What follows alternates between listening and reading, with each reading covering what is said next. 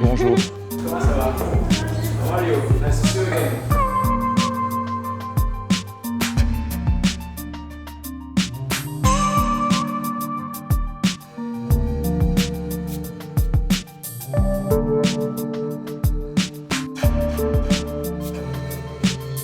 First of all, thank you.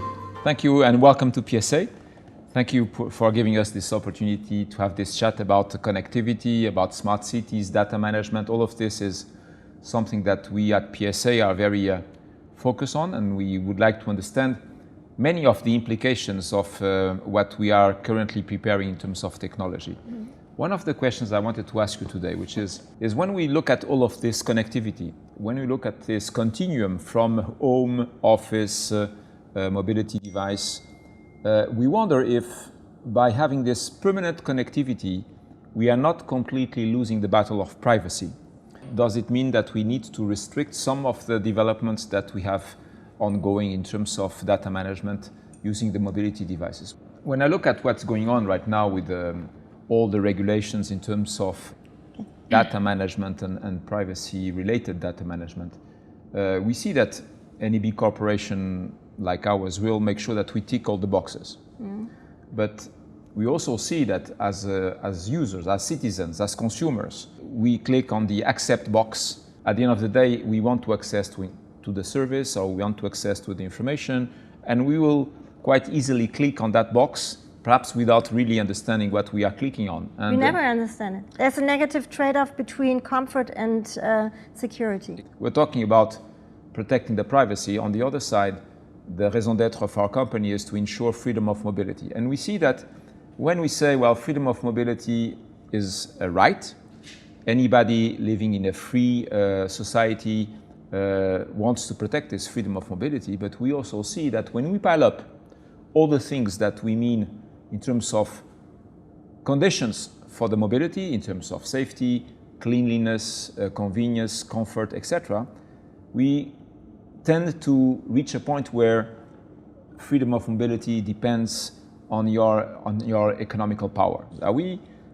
moving away from offering freedom of mobility with a good level of privacy to the biggest part of the society, or are we just ensuring that this freedom of mobility with a significant level of privacy is going to be limited to part of the society? I think it is very important to enable the people to become smart citizens. And that requires a certain education, how to deal with gadgets, how to deal with terms and conditions, how to use your own data. On the other hand, we need the regulation you mentioned. And the third aspect is the development.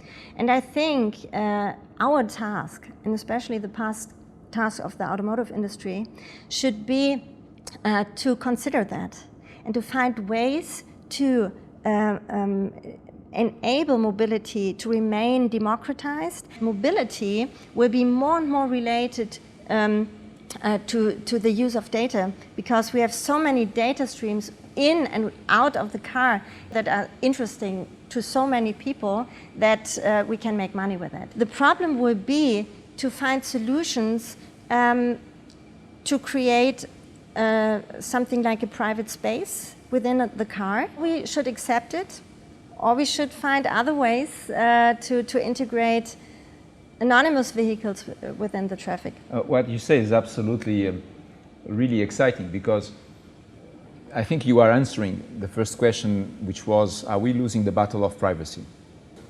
Protecting your privacy becomes something that has a value. That's a value. I pay for my privacy. I pay for my privacy. It means that more and more, if you want to be mobile in a safe manner, in a sustainable, clean manner, in a comfortable manner, and in a private manner, then that has a value. What does it mean in terms of democratization of the mobility for society? I absolutely agree what you're talking about. I think that our society did not reach the point yet to understand that the value of data.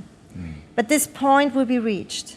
After revelation comes enlightenment, and sooner or later this will also apply to our customers. And at that point they will say, okay, you want to know where I'm going to, so I want to be paid for that information. Yes. This will boost our economy in an incredible way. But I'm worrying about the development of a data precariat. Those are people who sell their data in order to be able or to have a livelihood. And this is something we should prevent, because I think privacy shouldn't be something we are paying for, but privacy is a part of our constitution. Privacy is a right. And I couldn't agree more with you from an ethical viewpoint. On the other side, if we say that only people who have economical power can pay for their privacy, it's again reinforcing this disconnect within the society, the fragmentation of the society. And here what I see is, once again,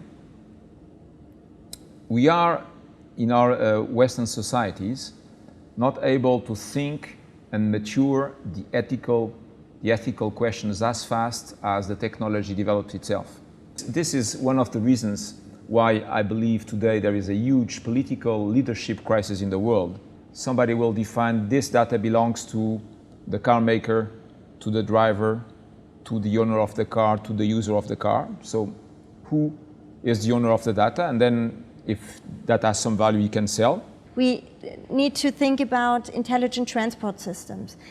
We need to find a way to integrate the information about the different ways to be mobile in certain platforms, like you do it with Free to Move. Yeah, we need coordinated solutions which go hand in hand in order to bring something out which is something like the dishwasher in a crowded kitchen. Yeah, and this requires leadership, and this leadership has to come from the municipalities, from the government. Then from there, we should extract now if you want to live in an urban area within this society which has a low carbon footprint and generates happiness for the citizens, then how you organize the city. I tell you something, we just started such a project because nobody does it. And what we did is we identified in 18 different infrastructure sectors the most leading companies and solutions coming from Germany and parts of Europe. And we asked them to bring those solutions together. And now we try to integrate the solutions, introduce them to the cities. Then the city should take over the lead and say, this is good for us, that is good for us. We need some other feature, please develop it for us, and then it can be implemented. I know Free to Move, and I really appreciate this approach, because I think you're also open to other companies to be integrated. But what I mentioned before is to do this, what you're doing within the mobility sector, over all different infrastructure sectors. We have to integrate the different infrastructures within a city. Mobility, energy production or energy consumption. We have to combine it maybe with the waste management. We need external networks. Sure. And the external networks really need the car manufacturers, because you are the guys with the competencies, you have the developers in so many different regards, especially regarding the IT competencies, which you will need in future and already in any regard of your activities. That could help those networks so much to leverage the solutions that can be developed, or also your creative employees could support that. This is a governance question, actually. Absolutely. Because I had been traveling a lot, and I saw many different approaches to smart city development. Your point is absolutely on the spot. It means that if we are talking about data management, value of data, and freedom of mobility, it's very easy at one point in time to come up with a system that describes reasonably precisely what you should be doing in an urban area and not doing in an urban area. And I think we are just calling here for more active listening in our societies, more active listening. We are calling here for more collaboration spirit, collaborative spirit. We are calling here for more leadership in the vision of how we want to organize our urban areas, and the technology is here to support that.